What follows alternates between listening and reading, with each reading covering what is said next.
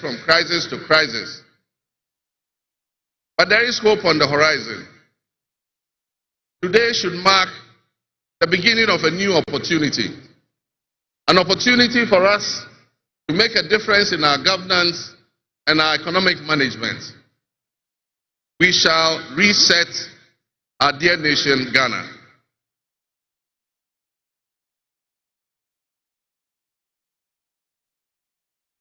To the millions of my fellow countrymen and women who joined long queues and waited in the sun for their turn to vote for me, you have my sincerest thanks for honoring me. My firm, immutable assurance is that your vote will matter in the work that I'll do to make a difference in the destiny of this dear nation of ours. Your courage to bring change will not go in vain. Our nation was born with much promise. That promise would seem hazy and in doubt now because of all that has happened in the past. But I urge you, my fellow countrymen, not to be sucked into a state of perpetual pessimism. For some time, our country has urgently needed leaders with an unwavering desire to get things done. I, with all humility, assent that I intend to be that leader with your cooperation and your help. As your next leader, I shall strive to exercise sound judgment and be able to make the right calls at the right time. I will have the humility and presence of mind to take responsibility for any challenges and be willing to act firmly and timelessly to resolve the challenges that we face as a nation. Since the elections, I have read and heard the word hope used many times in relation to my presidency and what it should offer the citizens of Ghana. I intend to speak plainly and clearly to you today, and every time I address you subsequently, I intend to always tell you the truth.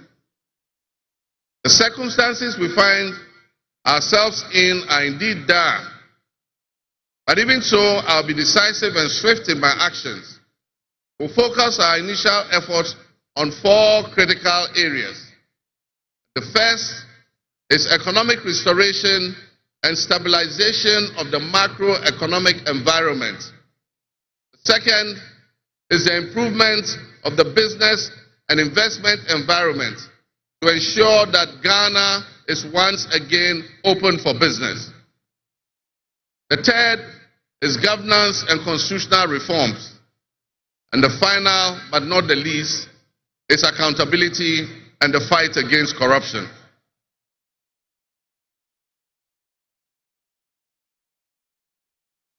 My brothers and sisters, actions have always spoken louder than words.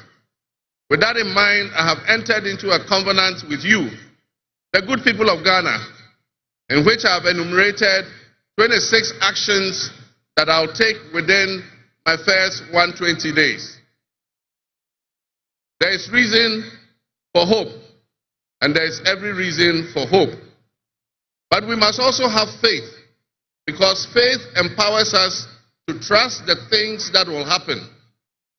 With faith, you believe what you know, and that is why we need faith to be able to achieve our reset.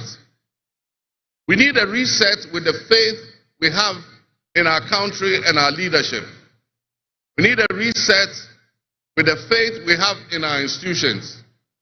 We need a reset with our faith in our dear nation, Ghana. And by that I mean in all of us, because all of us are Ghana. You are Ghana, and I am Ghana.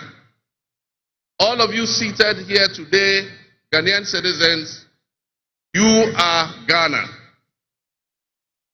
The people who you are with or near you as you watch this on television, in your homes, or listen on radio, or follow on social media are what we call Ghana.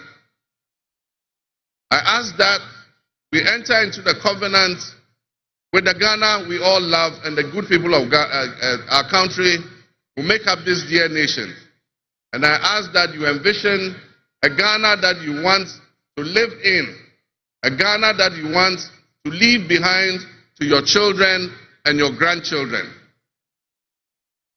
What can you do to help build that better Ghana that we all strive for?